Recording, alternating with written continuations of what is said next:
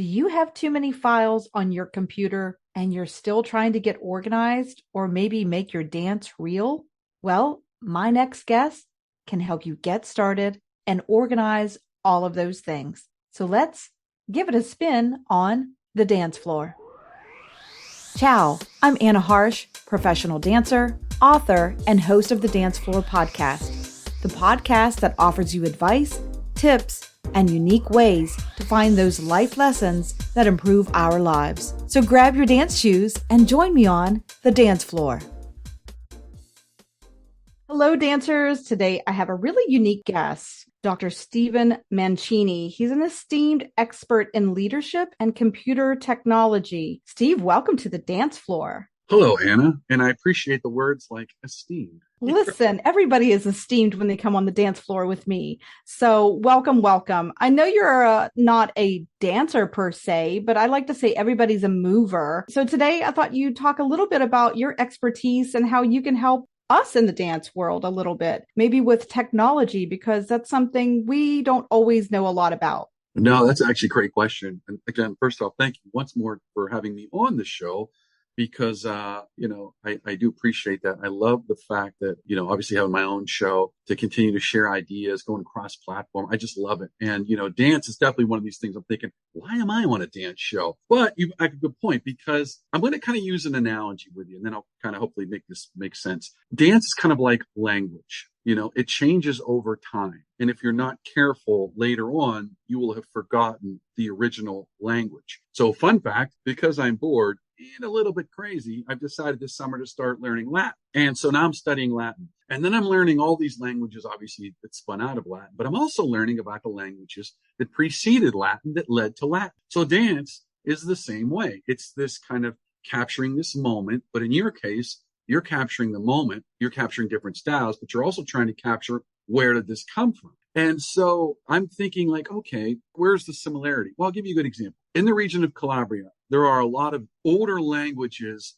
that, for all practical purposes, are becoming extinct. And not just in Calabria, but in a lot of areas. All over the world, depending on the country, there's these little dialects and language. But I know that there was an effort, and I think it's still going on, where they're trying to record people before basically they die out, because these old people in these little towns that speak these kind of weird languages, like old, like literally like Greek from 1,000 years ago, or dialects that almost sound a little more like Latin. I think there's a town, I think it's in Sardinia, where they speak this dialect. It's very similar to Latin, but it's not Latin. And so there's all these old things, but they're using technology to record this and grab it before these people die off, so that later on they can say, oh, that was this language derived from that. So now kind of thinking about dance, what's the same thing? If there are ways to capture it, and obviously dance is more visual, but if there are ways to capture, these recordings and then kind of, catalog them so that people can see one, maybe there's a signora from a small town in, some region in Italy who does this one style, and she learned it from her mother, who learned it from her mother. But, maybe she's one of the last people that really dances it. But again, it's not that it's necessarily a widespread dance, but hey, it's a type of dance. Right. It may have been limited to that area, but it's something you don't want to, regret, or forget, or regret forgetting. So, Right. Capturing these things in video and cataloging, that's technology, 100%. Grab them, film them while you can, document who was it? What's the region? How did they do it? Where did they learn it? You grab all of that information about that dance. And now other people can go, you know what? There's a dance about 200 miles away in this other little town, and it's kind of similar. And then you look back at their history and you realize, wow, 500 years ago, they learned it from, whatever invading army came through. Right. Dance is like that. We have to pass it on in person from one generation to the next. But, in the last few hundred years, thankfully, we have a little bit of technology now that we can capture those on film so that we can share it with the next generation.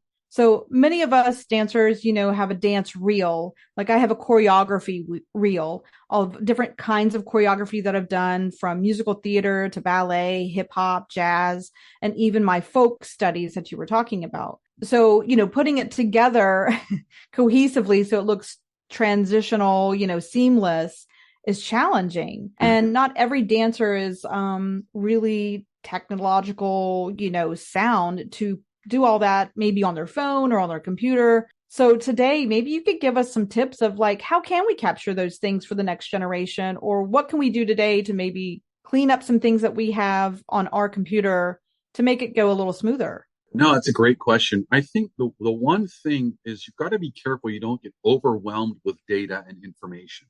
And I Right. think that's what happens.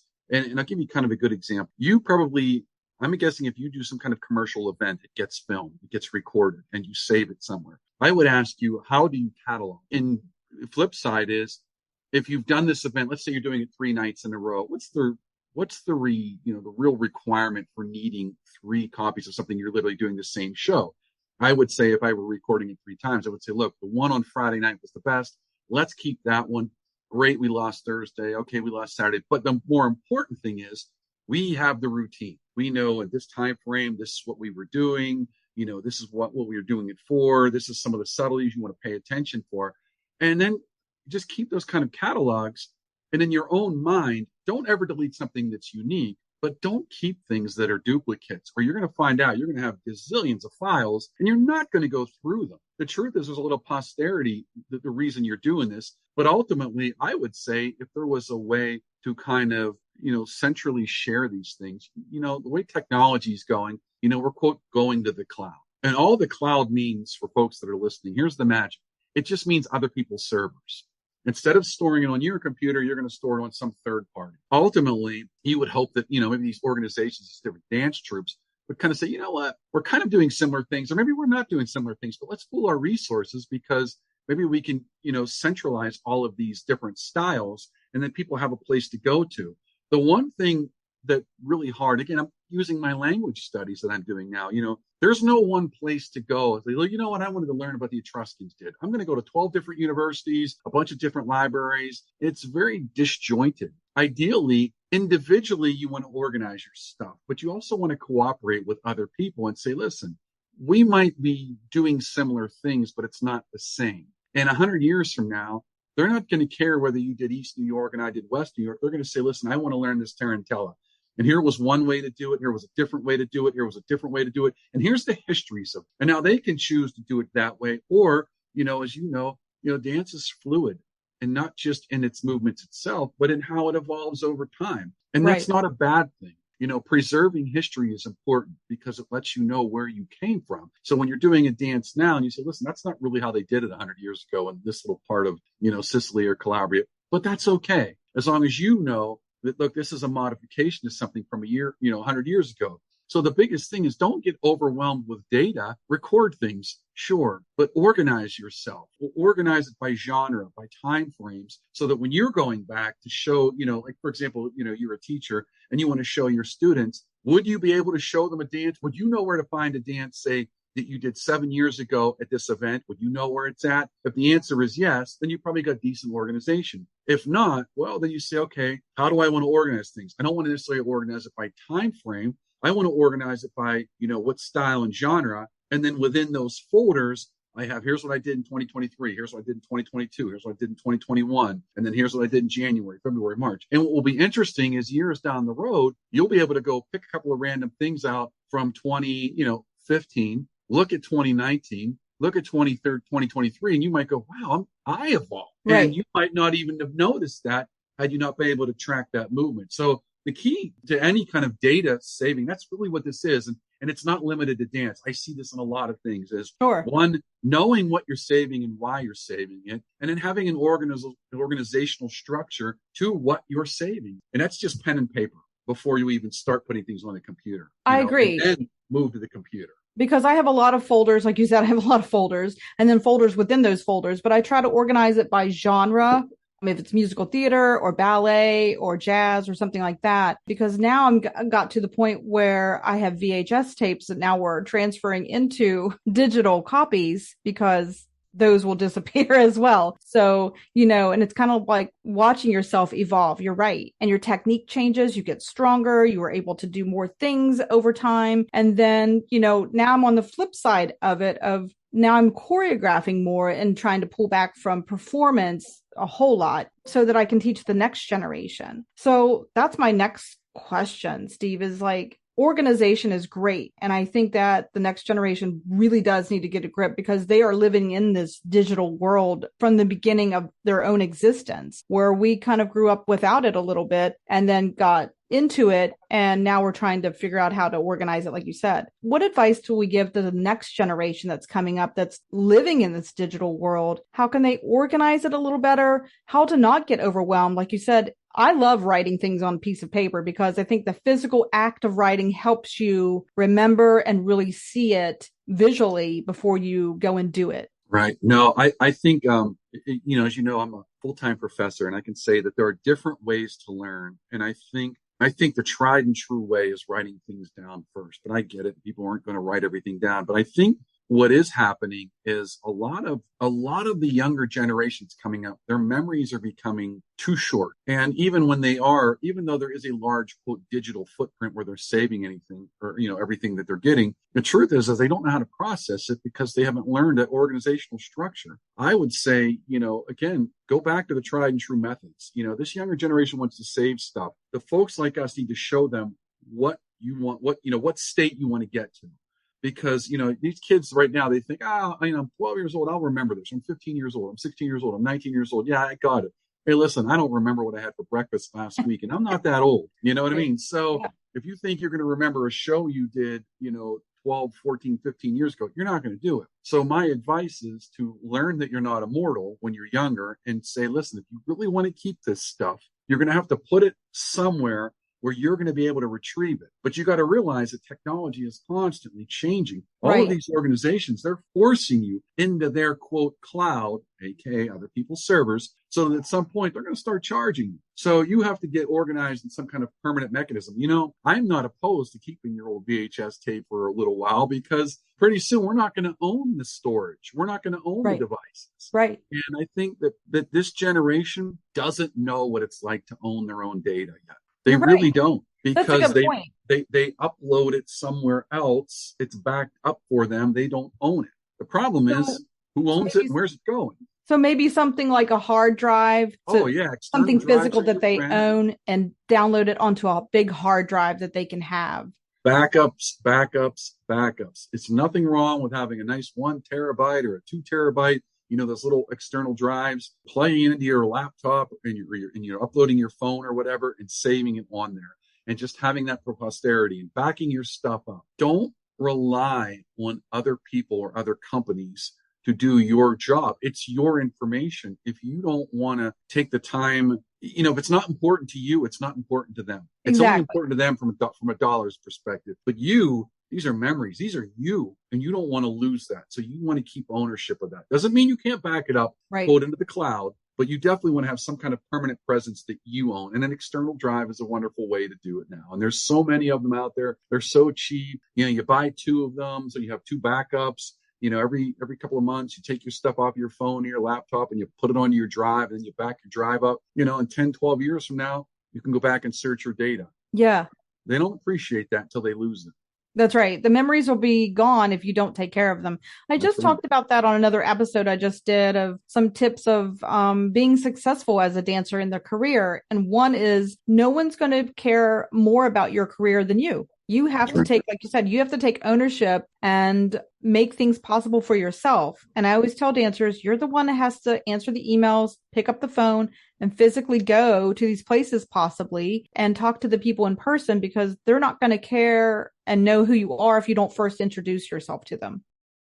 Did you know Allegro Dance Company offers various classes online from dance to fitness? Yes, now you can enjoy a relaxing yoga class or book a Tarantella class for your entire family. You don't have to leave your home anymore to enjoy these great and unique classes. So what are you waiting for? There's no more excuses.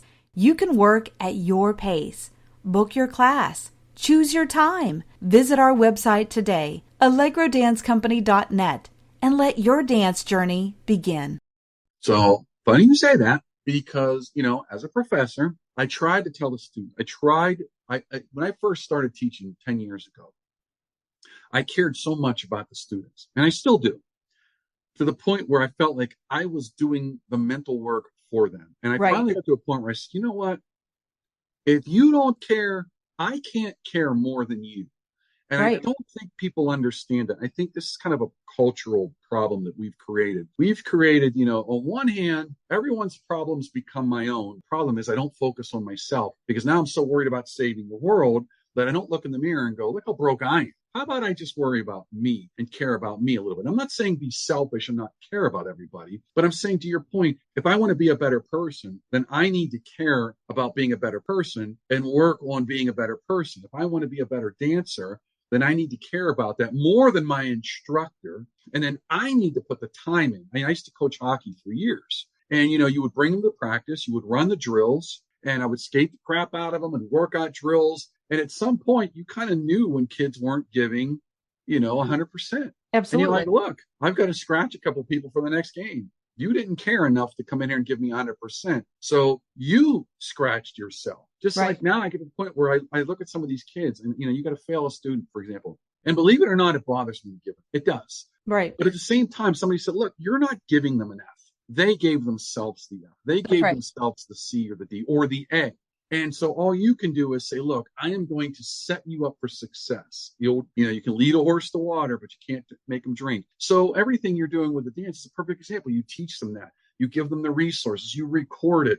You introduce them to this thing. You say, work on these things. If they don't do it, then they don't get better. And if they don't get better, they can only look in the mirror. And I think that's what a lot of people aren't doing. They're not caring because they're getting lazy. They're saying, you take it for me. I'm too busy saving the environment. It's, again, I'm not poo-pooing that. Important to save the environment. Right. But how can you save the environment when when you can't even get up and go to work and maybe contribute to something? So how about we start with some of the basics first, and then let's take on the larger project. And that's what I look for, and a lot of dance companies look for, is not only being a good technical dancer, because there's a lot of them out there. Let's be honest. There's a lot of technically great dancers, but what we're looking for is a good person, somebody who's going to show up for the company, somebody that's going to, cheer for the company, and somebody that's able to not only be a really great soloist, but also a great team player. And that goes beyond dance. That's in real life. You want somebody who's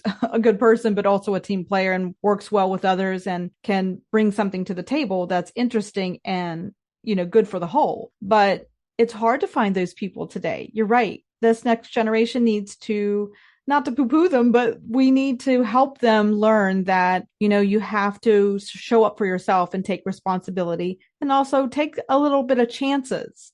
So tell us about your project that you're taking a chance on.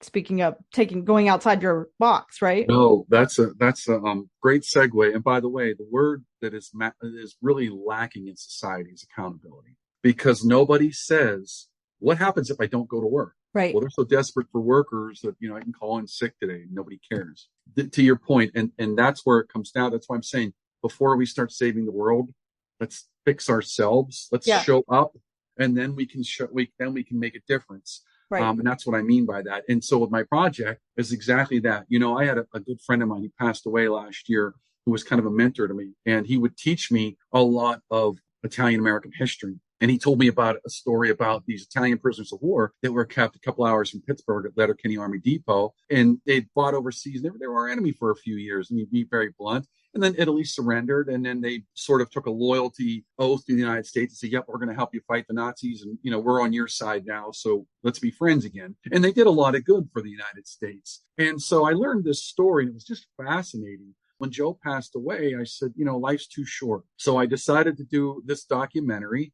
For the most part, I'm self-funding it, but I'm trying to raise some funds because I do have a really good crew, and I want to pay them better, to be very blunt, because kind of like what we're saying, look, if they're going to commit to me, then I'm going to commit to them. And so what's the name of the documentary that you're producing? It's called Fedelta, Soldier Prisoner, because the interesting thing was, like I said, when they came to the United States, they were prisoners. By the time they left, though, they were allies. So it's a really weird transition that happens during the war. So the documentary, I've been blessed to be working with some very wonderful people here in the United States. Everything from the United States Army at Letterkenny Army Depot is working with me. I'm working with the Historical Society that helps maintain the chapel that the prisoners built. I'm working with some of the children of the prisoners. When some of the prisoners came back to America, met local girls, got married, had kids, and worked with some of them. And then in a few weeks, I'll be traveling to Milan to interview a lot of the children of the prisoners who went back to Italy and obviously stayed there, working with the Association for the Prisoners. I'm working with all these wonderful groups. To your point, this is one of these, hey, listen, I'm taking a chance. Right. Because as I'm meeting these people, what I'm learning is they're so passionate, and it's very in line with what we're talking about. I'm sure if you met a student that came in and said, listen, I love dance and I want to learn from you, not only would you teach them, you would be like, man, I really want to teach them because I don't want to dim their passion. They are so into this and I want to support them. I'm in that boat now. I'm meeting these people and they are so passionate about their story. I'm like, oh boy, I don't want to screw this up. I'm meeting these wonderful people. And so now I realize it's like I said, now they've shown me that they really want this. And I'm like, okay, I'm going to give you 110% of my heart and soul and try and make the best documentary. So I'm hoping it's going to be released. Well, hope's not a plan. The plan is it will be released in early July. Again, we'll be finishing up the filming portion in a few weeks. We've got about 50% of the filming done. So again, we'll finish up with some of the interviews in Italy. Then we'll come back and spend June editing and producing it and then getting it out there in early July. More details are going to follow. You can go out to the website, ItalianImpactWeekly.com, because I have links out there to the Fidelta GoFundMe and the YouTube. The trailer's out on YouTube. It's wonderful. Yeah, I saw the trailer. Gorgeous. I can't wait to see it. I can't wait to see the finished product. And I will put the link to your GoFundMe in the notes for this podcast episode. Awesome. So that people can check out the trailer and then give a few dollars because we really want to make this magic happen and see it in fruition. An important note, I am not taking a dime of the money. I am literally, this money is being used to give to the editor, the musician who's writing the music for us, to give it to the cameraman, to help offset their costs, because a lot of these folks, they're basically almost doing it on their own dime. I'm doing it 100% on my own dime, but I don't want them to pay for anything when it's all said and done. So I'm trying to cover all the costs. So the GoFundMe is about helping them. I'm prepared to eat it because I think so much of the people that I've met that I have just absolutely fell in love with these people. They're just wonderful people. And I'm so excited to tell their story. And I just hope that I can do it justice because they've given me unprecedented access to everything from personal love letters between the prisoners and their future brides to diaries, just seeing personal photos. I mean, they have entrusted me, for lack of a better term, to the keys of the kingdom. Like I'm seeing stuff and I'm like, it is so emotional and moving that I just want to do it justice. Steve, that's the kind of information that I would dive into as a choreographer, maybe in dance to one of the letters, being read, putting movement to one of the letters. So maybe we could do something later with premiere. I will tell you something like really quickly. So one of the prisoners, when they built the chapel here at Letterkenny, which is still standing, he wrote music for it.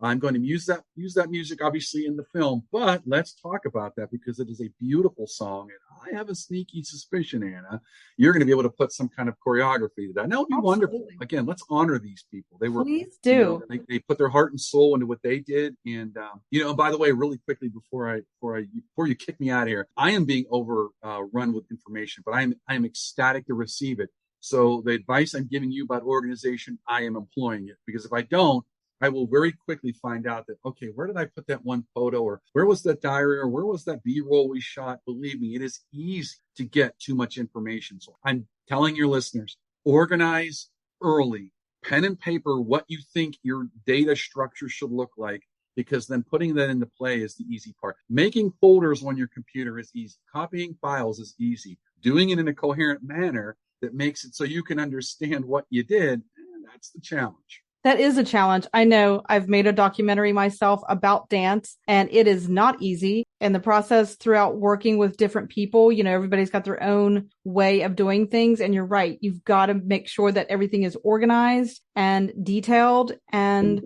I have used that approach to choreography today. I write out a plan. What is the story of my piece?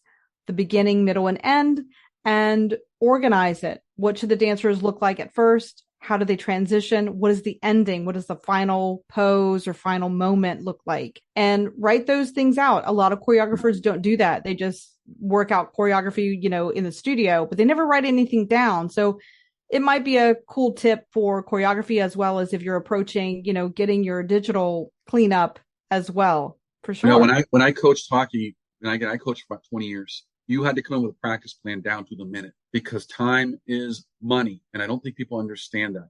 When you teach a class, you have to be organized. You give them a syllabus. Here's what we're going to cover tonight. You go That's over right. that. Time is money. If that's one thing that people don't understand is the value of their own time. Yeah. And without organization, you're wasting your time. Exactly. Steve, I'm so glad you gave all these tips today. It's really great to share with all of the dancers out there that are starting into maybe their career. You know, they're young into their career and they have a hot mess on their computer sitting there of all these dance photos, dance reels, you know, pieces of video of choreography, and you've given us a path and some homework to do. So I'm really grateful for that, and I'm so excited about your project. And please come back and talk about all of those things with us again. Before you leave, where can we find your information again one more time with your project, and how do we get a hold of you? Sure. You can go out to ItalianImpactWeekly.com. Again, that's ItalianImpactWeekly.com. That's our main website. You can also follow me on Facebook, Steve Mancini. I'm out there. You'll see me. Believe me, there's only one of me, and you're going to see all the you'll see all the promotion for the documentary and podcast that Claudio and I do. And so appreciate everyone's support. If anything, just share it. Can't support it, that's okay. Just share it. I want to get the word out. This is a beautiful story. When people see what I'm seeing, you're going to go, I get Yeah, it. go and watch the trailer, and then you're going to want to give. Trust me. Appreciate that, Anna. And again, You're thank you very welcome. much. And great job again on the lessons that you gave us. That's for the folks that are listening, by the way, if you have not danced with Anna, you need to dance with Anna. She's wonderful. We can't wait to have more people on the dance floor for sure. Thanks for joining us today on the dance floor. Don't forget to like, share, and subscribe. I'm your host, Anna Harsh. And until next time, keep moving on the dance floor.